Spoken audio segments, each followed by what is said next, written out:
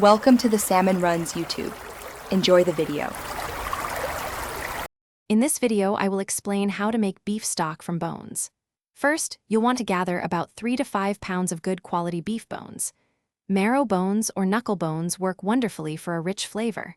Make sure they are relatively clean, without too much meat or fat attached, as this can make your stock cloudy. You'll also need a very large stock pot, ideally an 8-quart size or bigger, to accommodate everything comfortably. Next, for a deeper flavor, roast your beef bones in the oven at 400 degrees Fahrenheit for 30 to 45 minutes until they are nicely browned. This step is crucial for developing that rich, savory taste. Once roasted, transfer the bones to your large stock pot. Cover them with cold water, ensuring the water level is about 2 to 3 inches above the bones.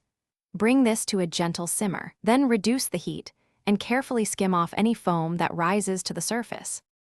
Now it's time to add your aromatics. Toss in 2 carrots, 2 celery stalks, 1 large onion, and about 1 tablespoon of whole black peppercorns. Avoid adding salt at this stage. Let the stock simmer gently for 8 to 12 hours, keeping the heat very low to prevent cloudiness. After simmering, carefully strain the stock through a fine mesh sieve, ideally lined with cheesecloth, to remove all solids and achieve a clear liquid. Finally, proper cooling and storage are key. Rapidly cool your stock in an ice bath before transferring it to the refrigerator or freezer.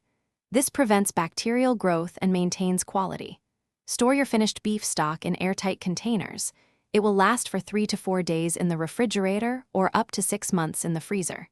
And speaking of quality, if you're looking for socks that last, check out the Darn Tough link in the description below, along with other great deals we've found for you.